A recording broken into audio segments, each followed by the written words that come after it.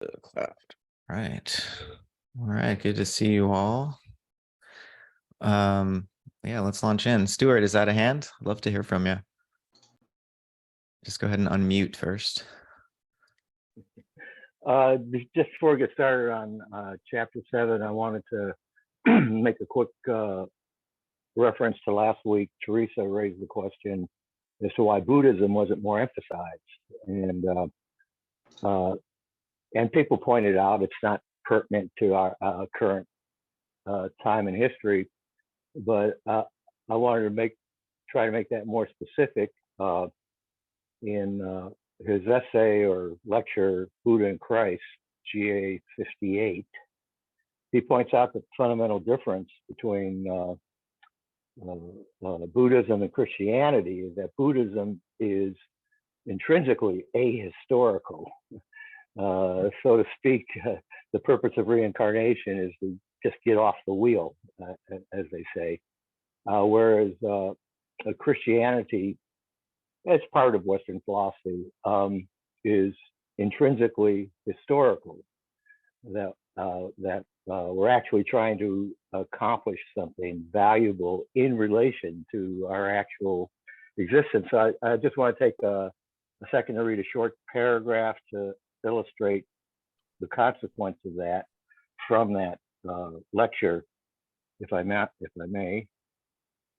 So the teacher of Christianity is not one who says the world is the wellspring of sorrow, escape from it to another that is utterly different, attain nirvana.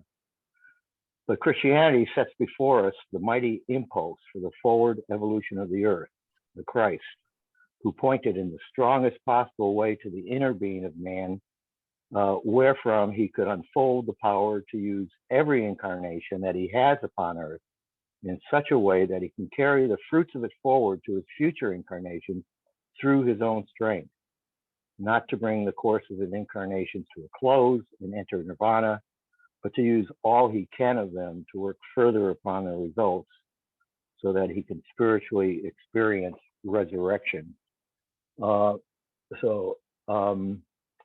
And in relation to the Riddles of Philosophy, which is an essentially historical approach at different levels, clearly Buddhism wouldn't be playing much of a role in this book and in terms of Steiner's purposes. And just one more remark, question of spiritual science, the nature of it came up, and just want to make one little remark about that.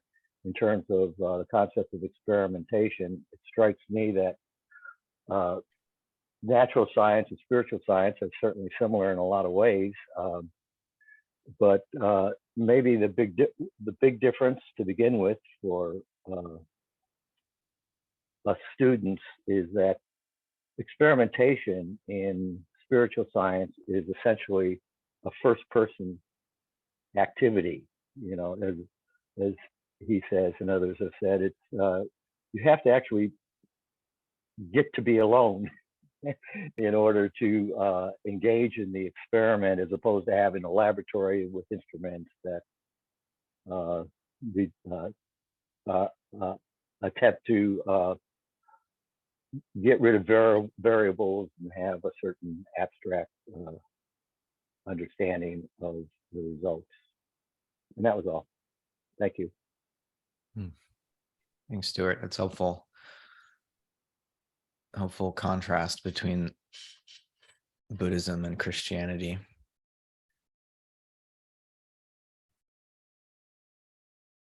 David, go ahead. All right, so I'm going to try to say this clearly. I have a quote, and it's from Nietzsche's Birth of Tragedy.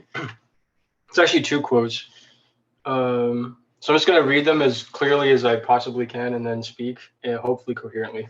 So, the more aware I become of those omnipotent art impulses in nature and find in them an ardent longing for illusion and for redemption by illusion, the more I feel compelled to make the metaphysical assumption that the truly existent, the primal one, so like the truly existent, the primal oneness, eternally suffering and contradictory, also needs the delightful vision, the pleasurable illusion for its constant redemption, an illusion that we, utterly caught up in it and consisting of it, as a continuous becoming in time, space, and causality, in other words, are required to see as empirical reality. So that's like contrasting the primal oneness of the Dionysiac with the Apolline dream, which is like the principle of accuracy, which dreams a dream out of the primal oneness. And then on another page, this is the last thing, it's not too long, I'm sorry if it takes forever, but this interpretation is of little use to us because we know the subjective artist only as a bad artist, and throughout the whole of art, we demand above all else the conquest of the subjective, release from the self, and the silencing of all individual will and craving. Indeed, we cannot imagine a truly artistic creation, however unimportant, without objectivity, without a pure and disinterested contemplation. So he's I don't know if he changed his mind later, but it seems he's saying if there's a self, there can't really be art.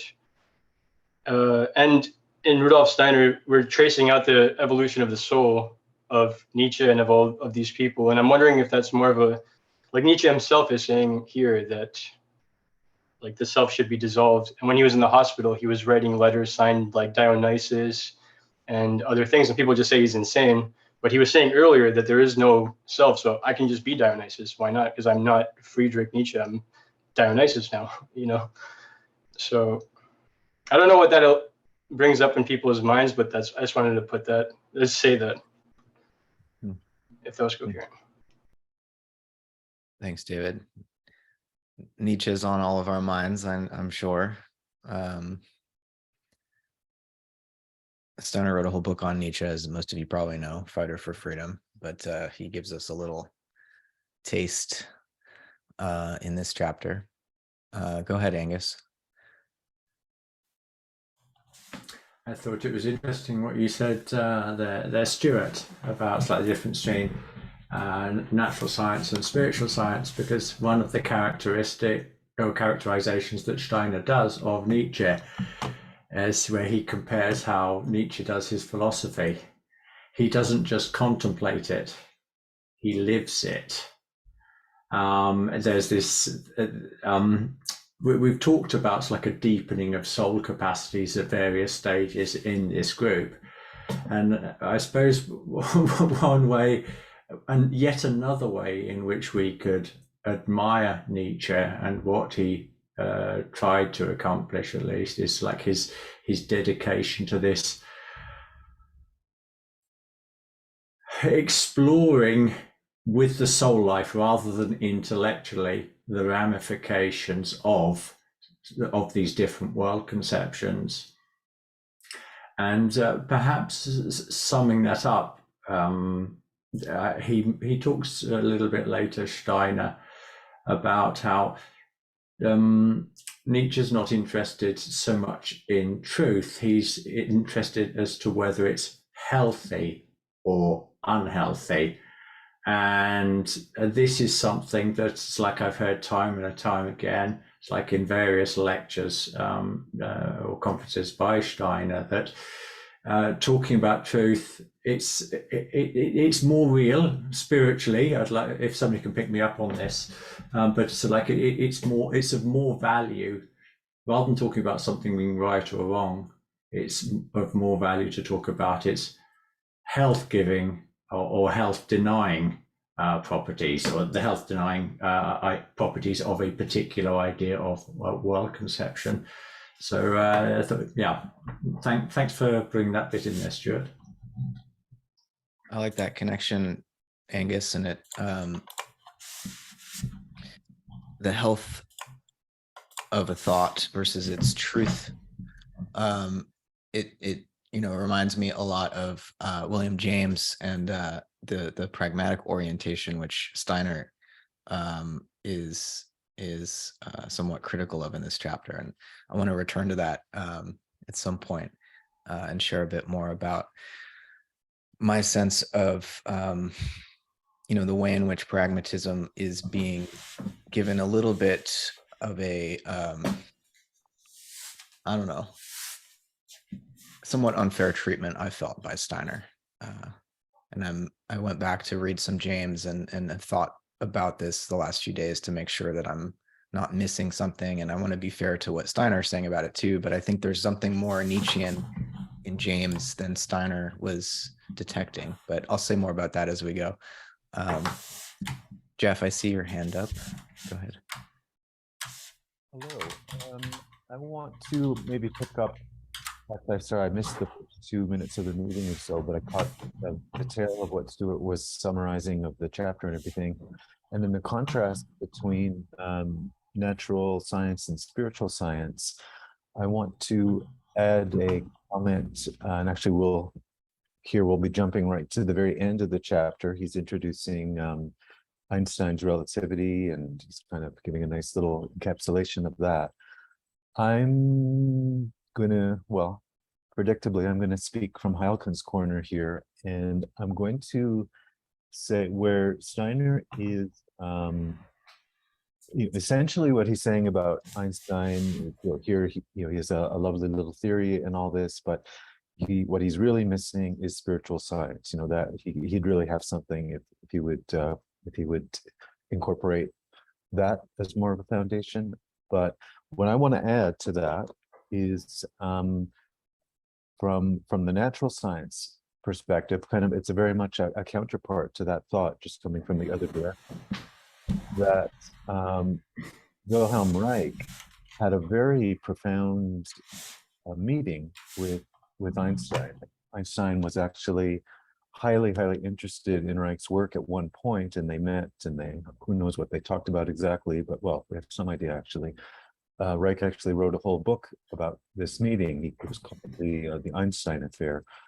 And I'll make this, as they say, a long story short, but the point of their discussion was Einstein's, not Einstein, Reich's laboratory work in terms of his demonstration of orgone energy, this primordial mass-free life energy. It's behind so much of his work, the Bruce and all that. And he, in particular, there were certain experiments that he had which really showed that the bottom line of it really comes to, it really blew apart the whole premise of physics, including Einstein's relativity and any modern physics or whatever. It just demonstrated that this mass-free orgone energy could enter into the universe or into the world or whatever,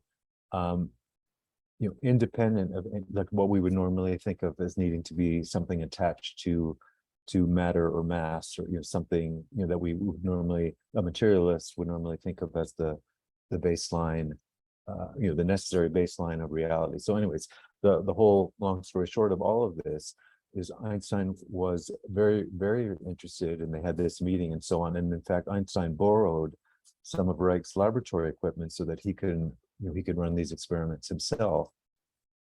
And the end of it was basically, in modern terms, Einstein basically ghosted Reich. He didn't want to deal with the implications of this experiment, and he shut down any further discussion of it. So I'm just recounting this whole historical event as kind of a parallel to where Steiner ended the chapter. He's saying, well, Einstein, if only he had spiritual science, and I guess we could say, Reich would answer, if only Einstein had natural science.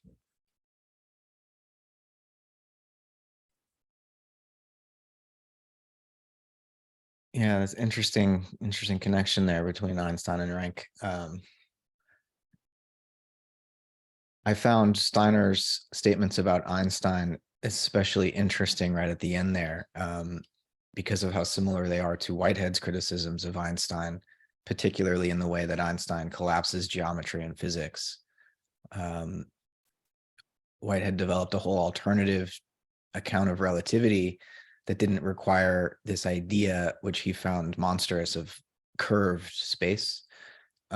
He thought that it was epistemologically self-contradictory, because for you to make accurate measurements, you need to know that your ruler is straight. And if Einstein is correct that space is warped by mass, then we couldn't know if our ruler was straight, particularly if we're trying to do astronomical measurements, until we knew where all the mass was. But you couldn't know where all the mass was until you've measured it. And so you get in a situation whereas as Whitehead put it, you need to know everything before you can know anything, right? You need to know everything about where all the mass is arrayed before you can do the measurement to know where all the mass is. So it's an epistemological quandary.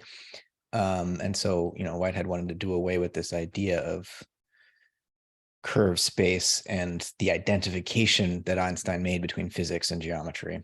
So I found that to be an interesting convergence, but that's kind of my own. It's probably not as exciting to any of you, given my interest in Whitehead, but.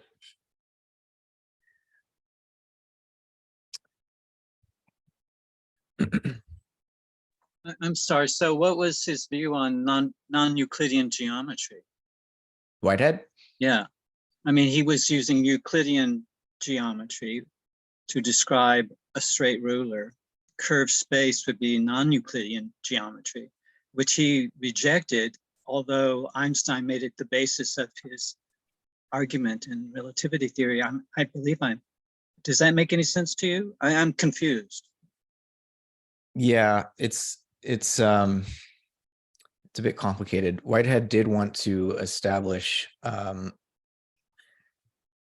relativistic effects that were empirically observed that Einstein predicted, but using a Euclidean form of geometry. On the other hand,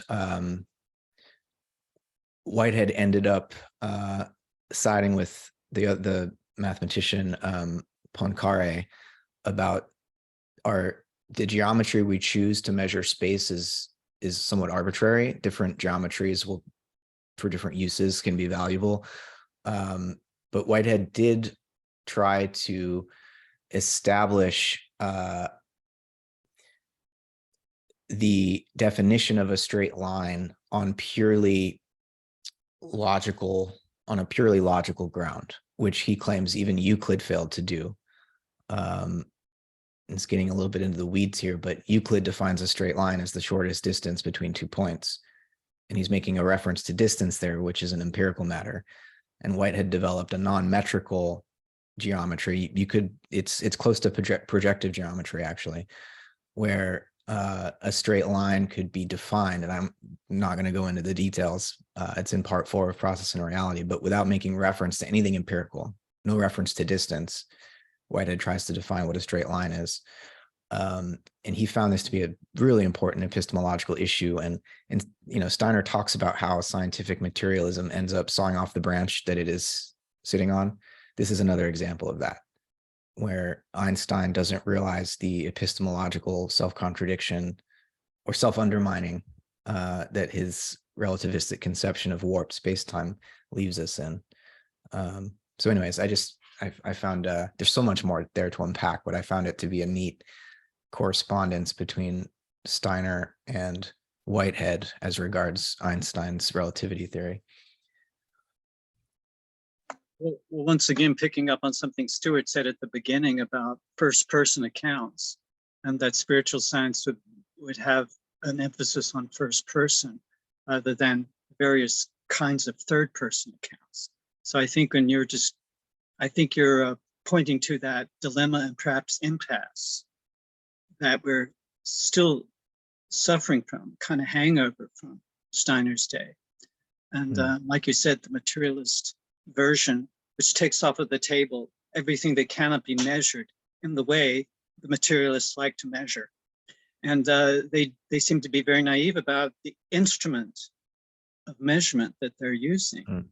And I think that's another impasse that we're confronting right now, as the recent about fusion, cold fusion, and that I thought it was very interesting. I felt a Steinerian kind of vibe, because evidently they are able to mimic what happens inside of the sun to change not the second law of thermodynamics, but to actually influence it in a way that we've never been able to do before, because we're getting something for free without the inputs and the outputs and entropy and running down.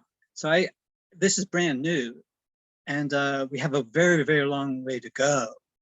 But I just feel like we have to sort of create a psychic container for this new possibility, which would make the war in Ukraine and the bloodbath over the last drop of oil sort of like a moot point.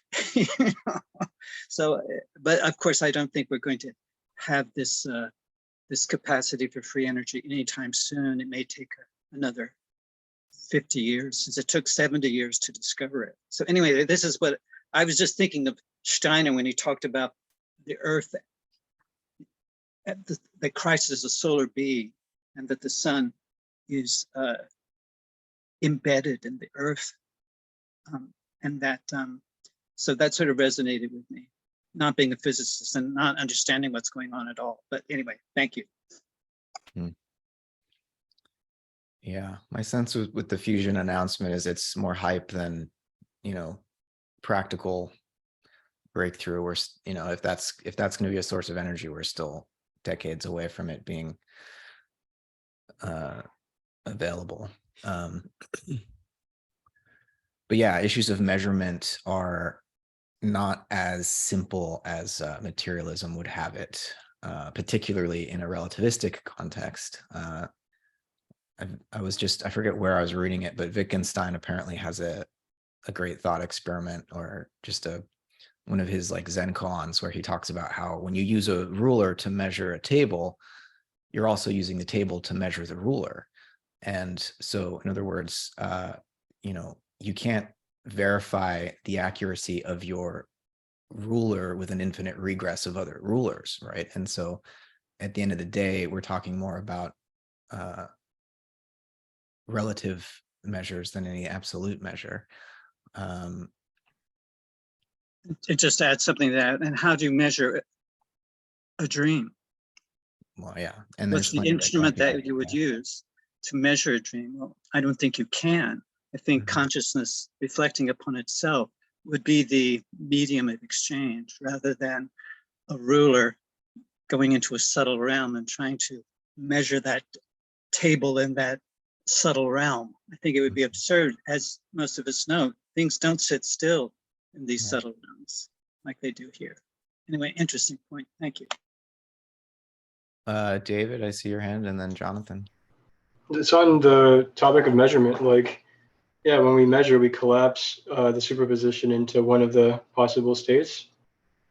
So there's like a huge mystery there. Like, is that just something that happens at the subatomic? Well, for me, like, is that something that happens at the subatomic level, or when I'm like aware without kind of discriminating my field of awareness, am I in superposition? And then when I become like more focused on something, is that the observer partially choosing one of the possibilities?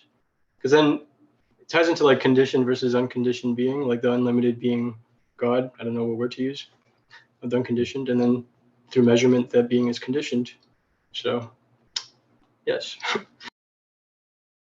Yeah, it's unfortunate Steiner didn't live long enough to really see quantum theory developed.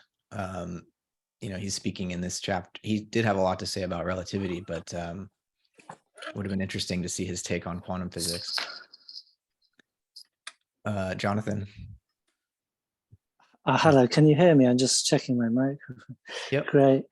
It's really interesting, this discussion about measurement and, you know, finding the a reliable measure, because I think this is what this chapter, you know, sort of really homing in on, in that I think what Steiner's hinting at is the measure we're looking for is man, you know, the what he calls the ego, the soul, the self.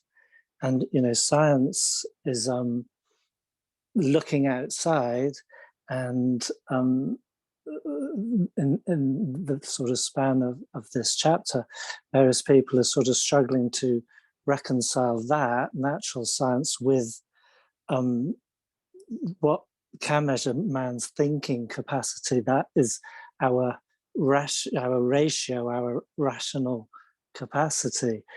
And so, you know, as pointed out, and as Steiner points out at the end with Einstein, as Wittgenstein said, it's all relative if you rely on natural science, because you're measuring one thing against another.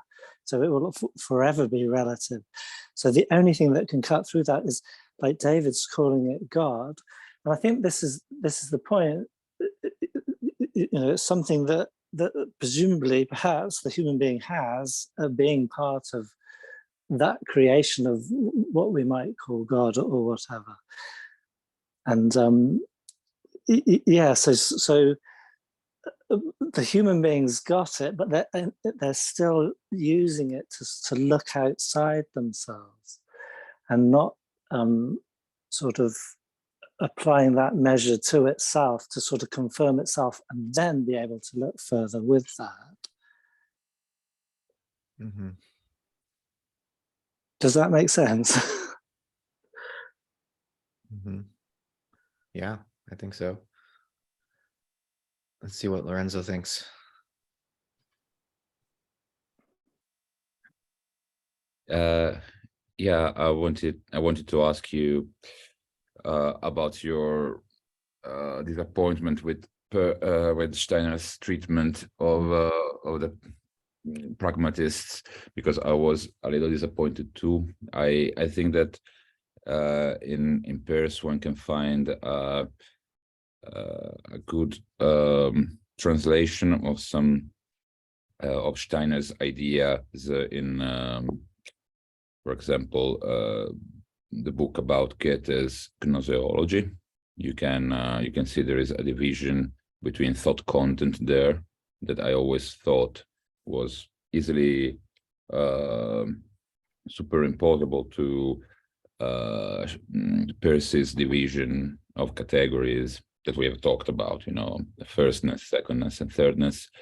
And so, yeah, I was a little disappointed that the Steiner himself didn't catch this possibility, this way. I wanted to ask you, Matt, and to everybody that know Peirce and the others what they think about this. Well, thanks, Lorenzo. I'm glad you felt this as well, because I was worried it might just be my own sort of American bias that I wanted to defend these these thinkers from a more subjective place in myself, because I've certainly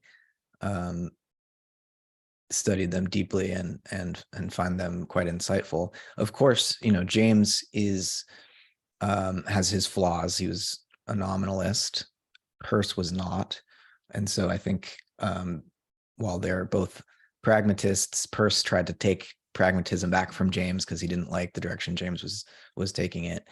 And Steiner's not wrong to say that James is trying to show the limits of thought as pure thought. I mean, he would refer to this as rationalism or intellectualism or something like that. And that's true. But you could spin that and say that, you know, James is trying to bring to the attention of the intellectualists, as he would call them, or the rationalists, that feeling and willing are also essential to the process of knowing and to the value of truth, that we have these other soul functions, as it were, that contribute something to the enterprise of attempting to know, not just thinking. And this comes up in Steiner's treatment of Bergson as well. But the one thing I found unfortunate about Steiner's reading here is that, at least in James, the whole idea of the external world and collecting facts, summing up the facts of the external world into ideas and combining them and so on. This is how classical empiricism, you know, would handle it. But James's radical empiricism and his philosophy of pure experience, as he called it, doesn't accept this external world, internal world division anymore, and tries to understand experience, including thinking, feeling, and willing, as part of this connective tissue that flows through reality, whether it's our cognitive functions or what we think of as what materialism would describe as the objects of the external world. James is trying to put this whole framework onto a new basis, which wouldn't be divided into a subject in here or a mind in here that only has access to an external world through the senses. That whole problematic is reframed in James's philosophy. And, Whitehead builds his cosmology out of that and corrects some things that James's nominalism, for example. But I think there's just so much more potential in James's approach. His last lecture series, published as A Pluralistic Universe, engages very deeply with Fechner. And James was always in dialogue with psychical researchers. He's very interested in parapsychology, and wrote a whole huge book on mysticism and The psychology of experience. religious Right. experience. Yeah. Yeah. So I felt that there's just more in James's approach than I think either Steiner was aware of or was able to really dive into. So I wanted to offer a little bit of a defense of James, even though there's certainly a shallow interpretation of pragmatism and the cash value of ideas and this type of language that I would want to distance myself from. But just asking about truth in the context of its consequences for life and experience, including health, for example, as Nietzsche might frame it. I think, there's a lot in James's approach that I would think anthroposophists might be able to build on. So I'll just leave it at that. Jonathan's eager to share something here. Yeah, I think it's really interesting because this is the sense I'm getting of where like a dispute, say, between, say, James and Steiner would be, is that James would, if I understand you correctly, would include feeling and willing and thinking. That's one thing. And Steiner would say, well, the problem is that feeling's only, partly conscious, and willing, we're even completely unconscious of what's going on there. So yes, we can be aware of the results and so forth. But I think what Steiner would sort of respond to that is that in thinking, you have thinking, feeling, and willing, and it's fully conscious, and that's his point. And that goes to the second point, which is that if William was interested in like Fechner and looking at parapsychology and doing scientific experiments on that and that and that, again, Rudolf Steiner kind of poo-poos that in this chapter, because he's saying, but then you're using natural science to try and look at the super sensible, the thing that is beyond nature. You need that Superman that Nietzsche was kind of feeling towards, and it's something that is beyond nature, and it's only, it might not be exactly thinking as we have it, but something through thinking is the only way we can get to that. Because then if you're using natural scientific methods to look at parapsychological stuff in the spirit, again, you're stuck in that problem of relativism and all that problem of natural science. So you've kind of missed the point. You need to get to this point, which at the moment we can only get to through thinking, where you're fully conscious. And that doesn't, if you go further kind of through the wilderness of that, out of the desert, you find that there's willing and feeling in that, and not in a manner that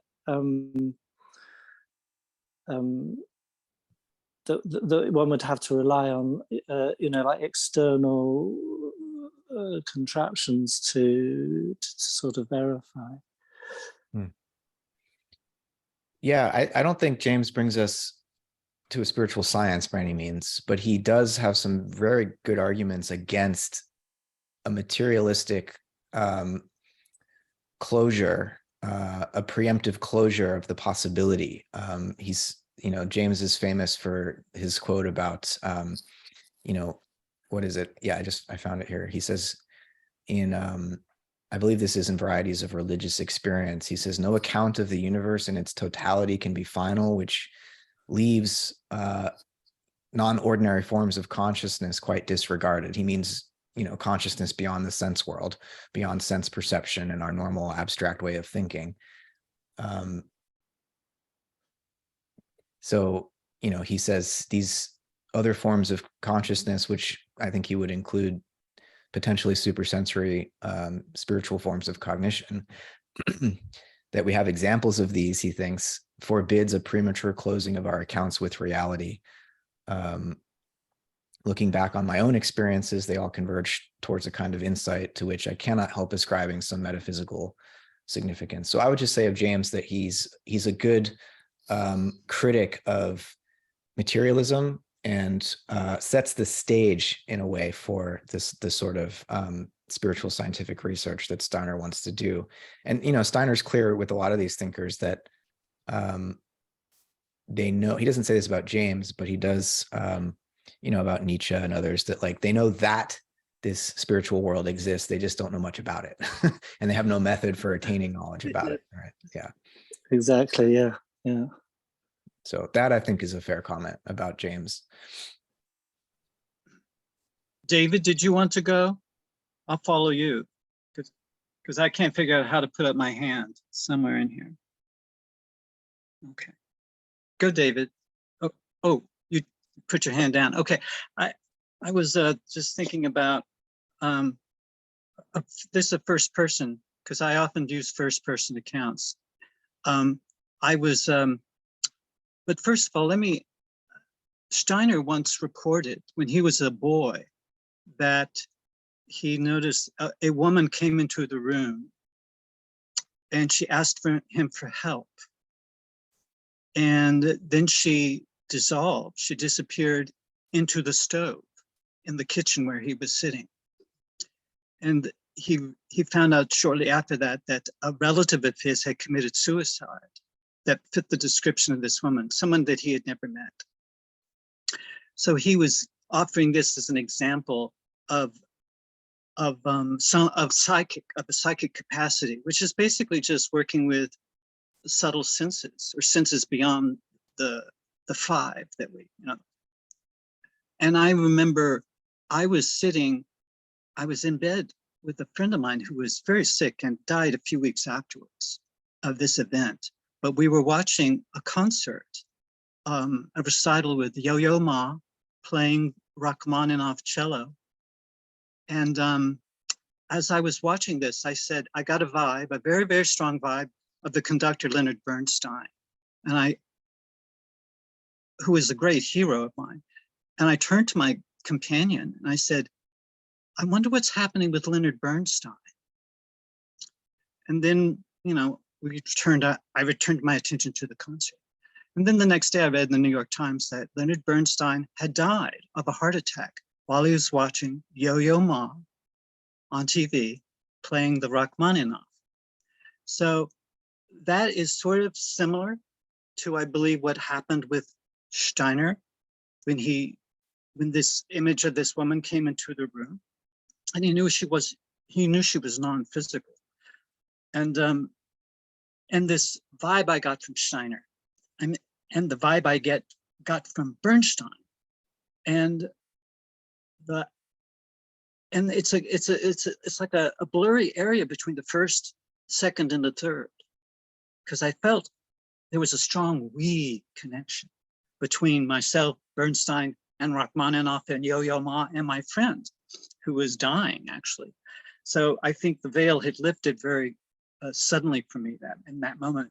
But I just wanted to share that, because when we're talking about spiritual science, I believe Steiner was talking about contrasting and comparing those kinds of experiences. And those are for a hardcore group that was really into practice. And that's not what he was doing, I think, when he was working with the Waldorf School or biodynamics and agriculture. He was working much more with outside communities that knew nothing about, I think, what he was doing in spiritual science. And I don't think he thought that they needed to know. So I think this is the problem that all spiritual movements tend to have. They have a core experience and with practices, and then they have some sort of outreach. And I'm just bringing that up because I think we're living in a very strange time where I think many people are having these kinds of transphysical communiques that are happening, but they have no maps that are adequate for creating a community of competence. And I believe that we got to start somewhere. And I think, of course, these movements are often very underground. And I'm just sharing this with you because it is a dilemma, and it's a difficult one. I think we've all brought this up in various ways. But I do remember lucid dreaming was once considered fantasy, just the imagination. And I remember I had lucid dreams often, and I said, well, that can't be true. And then it was Leberge, Stanford University, who actually created an experiment which confirmed that yes, people can be conscious in their dreams, because he hooked up a person to, all the apparatus that was needed to measure the brain waves and whether a person was, alpha, beta, delta, theta, those ranges. And they made a signal. When you go into a subtle dream, move your eyes left and right, because that's the only part of the body which isn't paralyzed in sleep. So they were able to, an outside person could report which brainwave state the person was in when they made these eye movements. And this was confirmation. Okay, now we have confirmation that lucid dream is not just imaginary. There is an objective component to it now. And this has been repeated in laboratories all over the world.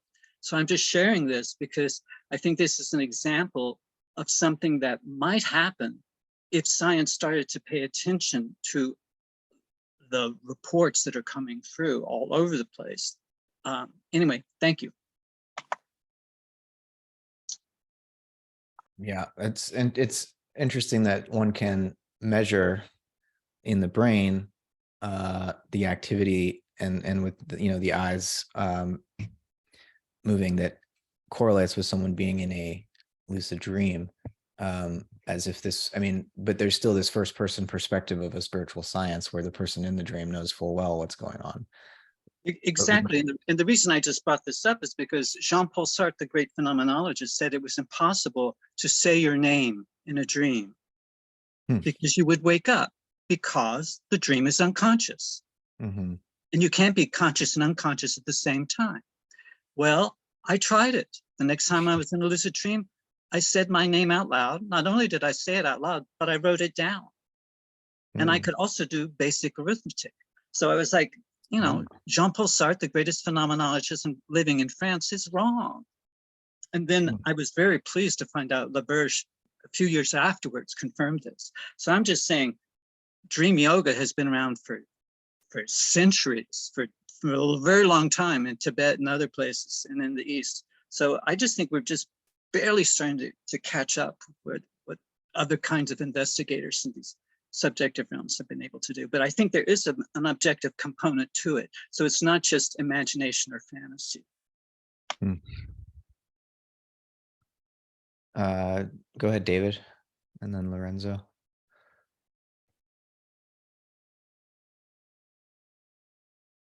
Did you want to share something, David? I don't know if you're speaking, but you're muted. Okay, good. Yeah, I was muted. Yeah. So yeah, the visions while lucid dreaming is probably, I wonder if it's similar to like a disciplined meditation where you start having visions. And then another thing, like the first person thing being a property of spiritual science that science doesn't have. I think in quantum mechanics, the observer is part of the theory. So the first person is accounted for in the explanation.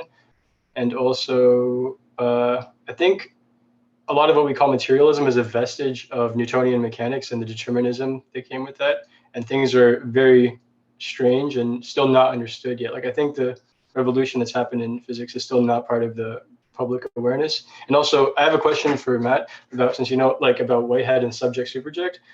I've heard of the observer being kind of the totality of what is observed. So like the full contents of what is observed is kind of the observer. And I'm wondering how the subject superject, like how Whitehead kind of conceptualizes the subject superject. If that's similar or not, like is a subject the superject or is there a division? And that's pretty much all I'm to say.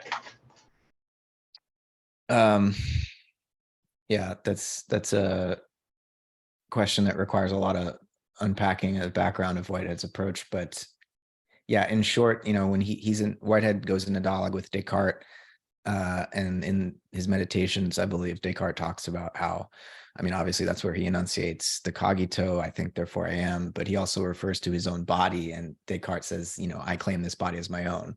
This body is mine in each moment that I am aware of it, conscious of this body. And Whitehead says, he should say this world is mine, which is to say that in each moment of our experience, the actual occasion that we are is realizing a perspective on the entirety of the universe.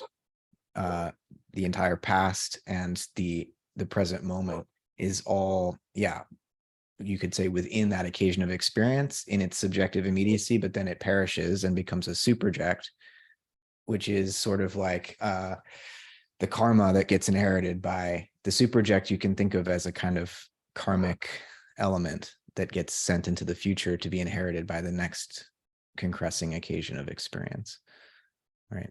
So the superject would be another way of talking about what Whitehead refers to as objective immortality. It's what's immortal about the subjective experience which had been achieved by a given concrescence. So maybe, we can talk more about that offline, because I know there's a lot to unpack there, but yeah. Lorenzo, go ahead.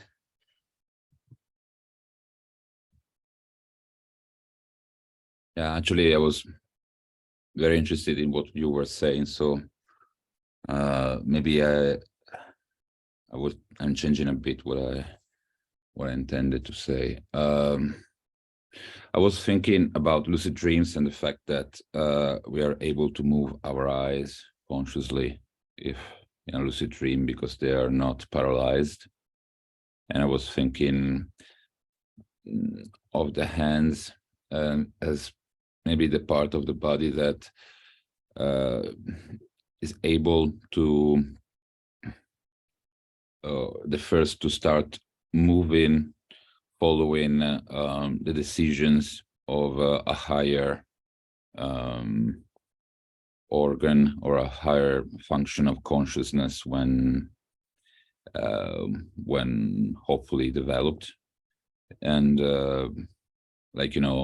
stages, if we're our normal state of consciousness, there's this relationship to the dream state that has in the eyes a special place. Maybe there are other special parts of us that bear some connection to higher states of consciousness. But then what you were talking about actually inspired some more thought about the point of view. What you were saying about the superject is maybe linked to the point of view even in a perspectival and geometrical way, as Deleuze suggested in his later works on the fold. But I'm sorry, this is just something that came to me while you were talking. Sorry.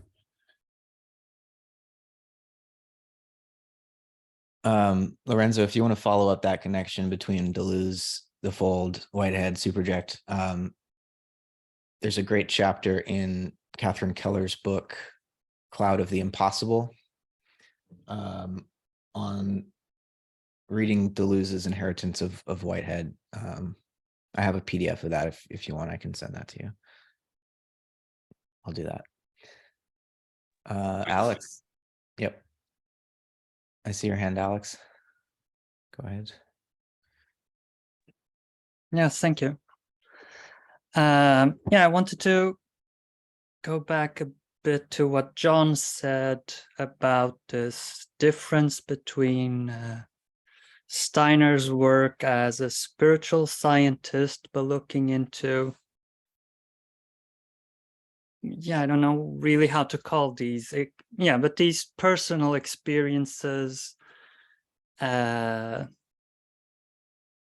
maybe more clairvoyant or something like this, and more his outreach into education, medicine, agriculture. I appreciated you mentioning that difference, John. And I think I've noticed myself how that dilemma also lives within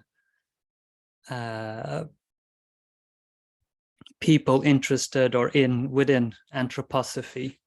I see that, well, for me personally, I also find myself having these questions. I think I see more, or I have more access to the Goetheanist imagination, inspiration, intuition kind of approach to spiritual science. But I'm also aware that there are people within anthroposophy more looking into what I would call the sort of spiritism or spiritualist aspect, mystical religious experiences. And it's difficult to find sometimes a dialogue there between these both. And a question I would have within this dilemma and with the subject or the theme of the book is, as we are moving away from a clear connection with the spirit and into a more material understanding of the world, I was wondering, where is the ceiling for our ideas of spirit? Where, I mean, what is it? Yeah, where is the ceiling in a way? Is spirit more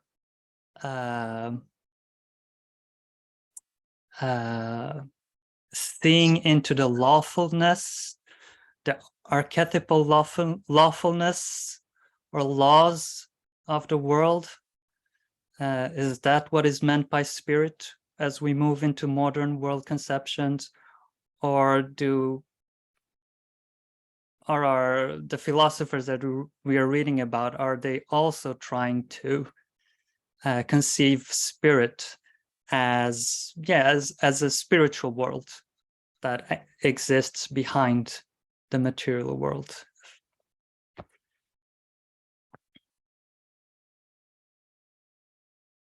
Yes, thanks. Thanks, Alex. What do you think, Angus? So I'm going to be a bad boy and I'm going to completely change the conversation. That's okay. I think I'm going to talk about what struck me most. There always is so much interesting content, but I'm going to home in on Bergson, Preuss, and Dilthey, especially. I do think they are so fascinating. How out of so this is particularly from Dilthey. He says, in willing and feeling, the soul experiences itself as a reality. And I'm going to use that like phrase to describe, this is their method of research. So that they're aware of the natural scientific approach to doing science, but when they turn into themselves, they start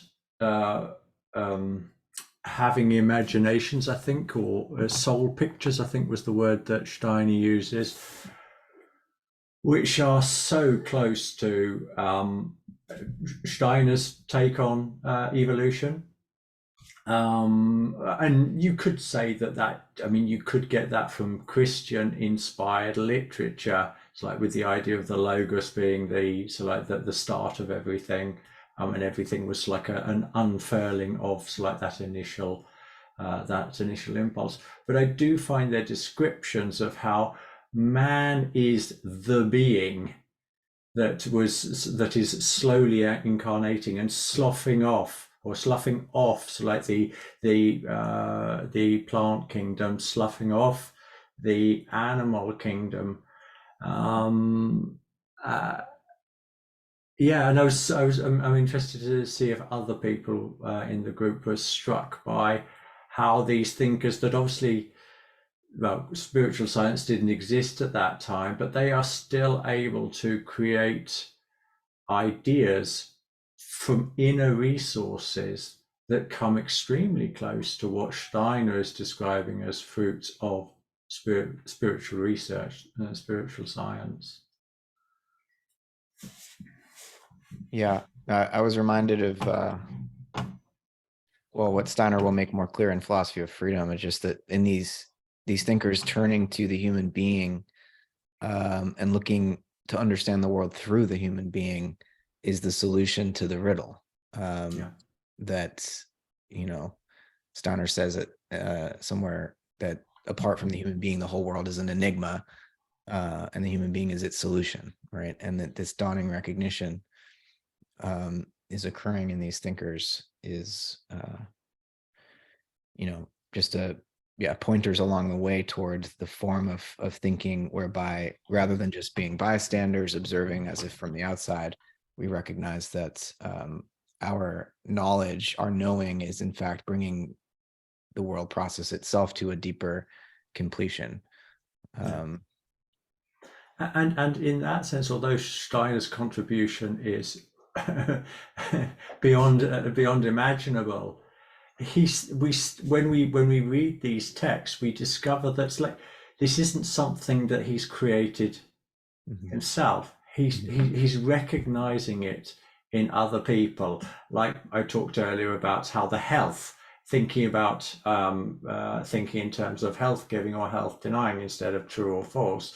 These aren't things that he created. They aren't his creations. These are something that his amazing talent is to synthesize these ideas into a system that seems reasonable.